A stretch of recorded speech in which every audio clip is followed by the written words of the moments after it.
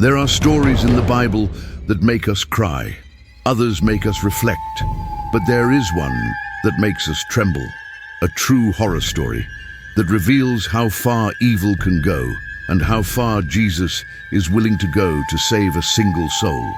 Imagine a man taken over by thousands of demons, living among tombs. No name, no clothes, no control. During the day, he wandered like a wounded animal. At night, his screams echoed through the mountains, screams so deep they seemed to come from hell itself.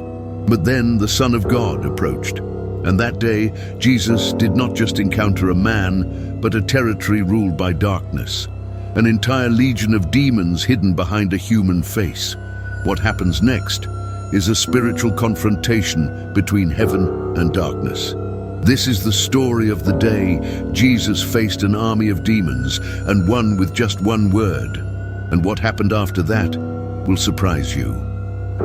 The region of the Gadarenes, beyond the Jordan, was avoided by everyone. A rocky hillside, full of tombs carved into stone, where the smell of death mixed with the sea wind. Among those tombs lived a man no longer recognized as human, a ruined body occupied by forces that even the wisest could not name. By day, he wandered naked among the dead, skin marked with cuts and dried blood. By night, his screams pierced the mountains, so deep they seemed to rise from hell itself. They tried to chain him, and the chains broke as if they were rotten rope. No one dared to come near anymore. Fear had spread like a silent disease. But that morning, something was coming to break the silence of death. A boat crossed the Sea of Galilee. In it was the Son of God. But that crossing had not been peaceful. The night before, a storm had nearly capsized the vessel. The winds roared, the waves battered the boat, and even expert fishermen like Peter and John feared for their lives. Then Jesus stood and with a single command stilled the wind and the sea. The silence was so profound that the disciples asked each other, "Who is this that even the wind and the sea obey him?" They didn't know it yet, but they were about to see that even the armies of hell bow before him. The sun was barely rising when something moved among the rocks. It wasn't the wind, it was as if hell itself had felt the arrival of Jesus. Out from the stones, a figure staggered forward, roaring, bare feet bleeding on the rocks, body covered in dust and scars. Eyes wild, but no longer his own. It was as if he was being dragged from within, forced by powers that did not want to, but had to come closer. Suddenly, he fell to his knees before Jesus, a field of darkness collapsing before life itself. His scarred skin trembled as if something writhed beneath it. And then a guttural cry erupted, distorted, filled with terror. "What have I to do with you, Jesus, Son of the Most High God? I beg you by God, do not torment me." It wasn't one voice, it was many. The disciples looked at one another, confused. But Jesus stood still. He already knew what he was facing. Jesus broke the silence with one question: "What is your name?" He wasn't seeking information. It was a public exposure. The answer fell like an echo from an abyss. "My name is Legion, for we are many." In Rome, a legion was 6,000 trained soldiers, made to invade and destroy. It wasn't a metaphor. It was the confession of thousands of entities acting as one army inside a single man. And the first thing they did was beg, "Do not torment us." In ancient manuscripts, the word basanizo described torture before execution. Those spirits knew exactly what Jesus could do to them. And their fear wasn't of any punishment. It was of the abyss, the spiritual prison mentioned in Luke 8:31. Being sent there meant the end of their activity on earth. Terrified, they pleaded, "Do not send us into the abyss. Let us enter those pigs." But why pigs? The answer is darker than you think. The request seemed absurd, trading a human body for animals, but pigs were considered unclean under Jewish law. Raising them was already a sign of rebellion against God.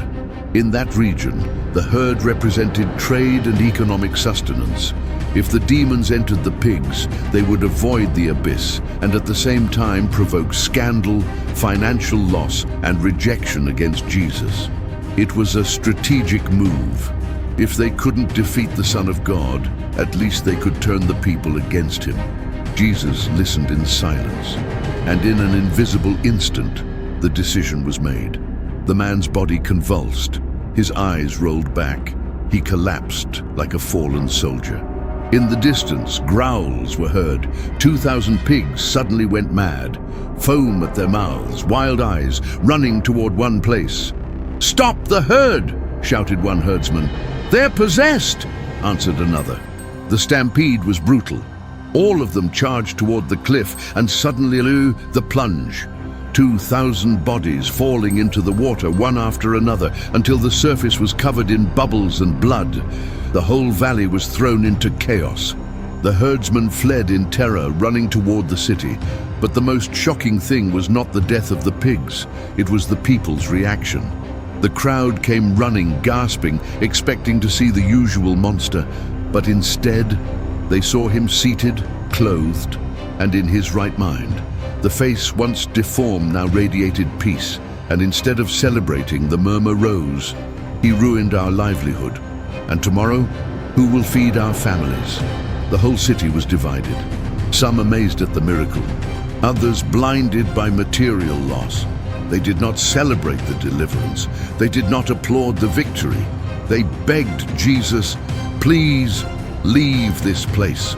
They expelled the only solution they had. The most impressive thing was not only the man's liberation, but the brutal contrast between the resistance of a legion and the absolute authority of Jesus. This story is not just a memory. Today, darkness acts differently, not with chains of iron, but with invisible chains, not in caves, but in ideas. If a legion could control one man, how many today are controlled without even realizing it? That is the echo that still resounds. The same authority that delivered in Gadara is still available, but few understand it or use it. The boat drifted away slowly, cutting through calm waters. On the shore, the freedman took a deep breath and began to walk. Each step carried the mark of a living miracle. But there is something even more somber. If one legion could terrify an entire city, what will happen when the 4 destroying angels of the Euphrates River are released? The Bible says that day is marked, and when it comes, the whole world will feel it.